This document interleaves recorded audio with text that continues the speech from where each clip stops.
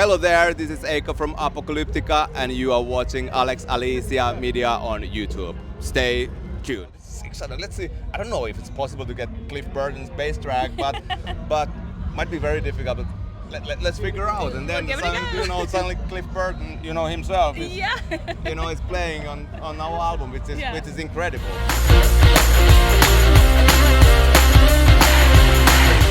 Welcome back to my channel. I'm Alex Alicia, your host of The New Rock Show, and joining me right now is the incredible Ica from Apocalyptica. Hello! Hello, hello! Hello, welcome back to Download! Thank you. Great to be back here. Oh, good. Very good. Very excited. Yeah, well, you're going to be headlining that Dog Tooth stage a little bit later on. Yes. So I'm talking to you pre-show. Any pre-show rituals, anything that you're going to be doing before the show, just to kind of get in the mood? Yeah, and looking at you with your great makeup reminds me that I need to get to do my makeup, But that's kind of the pre-ritual. Not that much. Doing the makeup. Doing the makeup is like a couple of minutes of focus. Yeah. But yeah. A little stretching, nothing very special. For a show, it's probably always like chill it up and then away you go. Because especially with what you guys do, because like the 3 cellos, oh my goodness, like you've been doing this for so long. So how do you kind of like keep that motivation going now after all these years? Because 93 is when Apocalyptica kind of first started, right? Yeah, it's over 30 years. Yeah, so that's amazing. Like, what a legacy. How much does this band mean to you? And how do you kind of, what is it that motivates you still after all this time to keep going? I think musically the motivation is always exploring something new. Yeah. I think that's the reason why we still exist after all these years and decades. It's that we've been always willing to kind of challenge ourselves on the way of making music, search for something new, kind of do it in the way that we don't know how to do it. Mm-hmm. So I think that's kind of keeps the excitement up, and also that we've been able to maintain our friendship. So we are having good fun together, and we have a great connection with the audience and fans. So we just love it. Yeah, that's it. You've got to love it though, haven't you? To keep doing something like this, it requires a lot, but especially what you do, because what you do is so unique, so cool. And obviously we're going to talk a little bit about the Metallica, of course, second album that you've done. And I know that you've managed to collaborate with members of Metallica as well, which must be so cool for you, because I know you've kind of like credited them as being big inspirations throughout your career. So how is it for you, like that link with the band themselves, having that? That was really cool, and it kind of like was unexpected in that way, because when we started working on this place Metallica Vol.2, of course we've been talking about making the second Metallica album since the very first one, but it took almost 30 years that it kind of started to resonate in the right way and feel exciting. Okay. And when we started to work on the album, there was no talks about involving Metallica in any ways.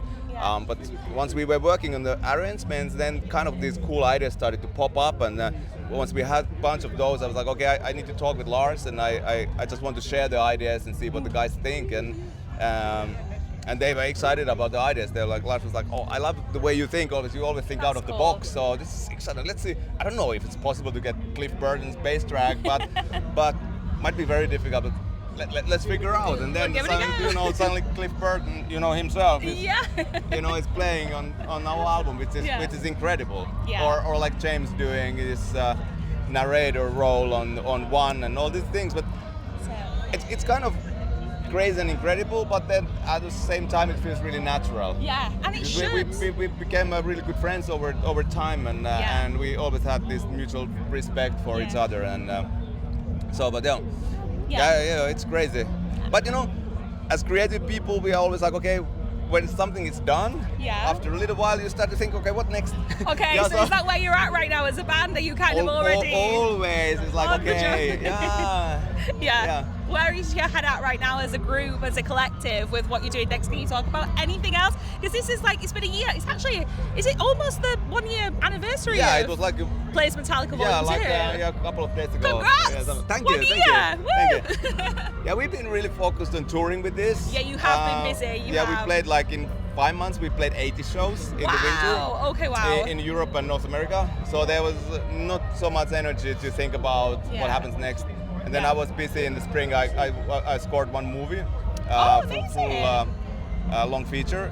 This kind of. Can you talk a little bit more about that, or no? No, not yet. Not yet, but that's really amazing. Cool. It's a really cool movie. Wow. So now when we started festival season, now we've been starting to talk. Okay, what could be the next thing? Still, we will tour with this Metallica set. Like till end of next year at least. Yeah, that'd be cool. So I think we will do what we've been doing for a while already. That we will do singles.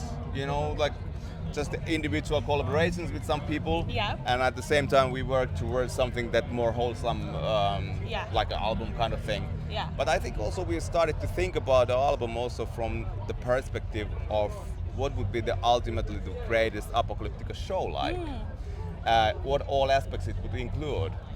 Now it's great fun to play Metallica, but this is so straightforward, like straight on your face all the time from the beginning to end. But Apocalyptica has so many more dimensions, and I think in a way, I don't know any other band that can go from so sensitive, so classical, so minimalistic into such like really raging, chaos powerful on chaos. stage. Yeah, it's great. And everything in between. So we haven't done that kind of project. Like for example, a couple of years ago we did tour in churches in Finland in the COVID time. Right, okay. And we made a special program for the church thing. I was like, okay, this is really cool to do as well, and totally different thing than what we do now. Yeah. And I think kind of like hybrid of those that would kind of there would be space for all kind of qualities that Apocalyptica has. Yeah. So that's something what we are thinking, that okay, what is the deepest essence of Apocalyptica? Apocalyptica can be this and that and that and that and then so many things. Yeah.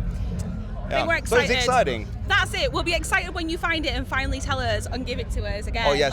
Oh my gosh, who knows what the next 30 years has got to hold? At least we don't know. What would you say to future you in 30 years? What would you hope for yourself, for your band? Have you got a message for your future self after all this time, what you know already? Like, what would you say? Just like, don't get serious. I like that. That's nice. Stay healthy and don't get serious. I love that. And do it because you love it as well, because that's what you guys are doing. Yeah. And you are so busy, you are always on the road. I look at your tour schedules on your website and I'm like, oh my gosh, it's like this. I'm not going to begin to reel off the places you're playing because I can't remember them all, I'm so sorry. But you are with Hailstorm, out on the road with Hailstorm. Yeah, we go in North America, Oh, that's amazing. Yeah, so, and Lindsey Sterling, Yeah, the North American tour is going to be so cool for you. Yeah. And how do you feel about that? Like going back over there again, because you just like zip, zip, zip, zip, zip, you're always around everywhere. Yeah, I think that my focus is now on the festivals. I think we play like 25 shows this summer, and it's amazing summer. We are hitting almost all the best metal festivals in Europe. Like last night we played Nova Rock in Vienna. Last week we played Sweden Rock, Mystic Festival in Poland. Next week we play Hellfest, Grass Pop. Then it's like Wacken, Tuska. It's just like. It's a great summer. Taking them all off your bucket list. So the September tour in North America feels it's somewhere far there in the future. You're not even ready to think about that yet. No, but not it's too much. coming. But it's gonna be great. We just did the headliner tour 5 weeks in North America in February, I think, February, March. And now it's really cool to go. We are opening band there and kind of like big arenas. So it's going to be a different kind of approach, and it's really cool. Yeah, that's going to be great. Since we're at a festival, I've been talking to a lot of bands so far. I'll be talking to a lot over the weekend and be asking every single person, if you have a message for the next band, whoever they may be that I'm talking to, have you got anything that you would want to say to the next band? It can be anything, any advice, a message you want to pass on, anything like that. To the next band, just like, always remember that you are doing a great, amazing job. And when it feels hard, remember that there are hundreds of thousands of kids who would change your spot like this. So never stop appreciating and being grateful. And enjoy, keep on rocking, and bring joy to people. Thank you so much. You're incredible, so thank Thanks you for so having much. me. Thank you. you. Thank you so much.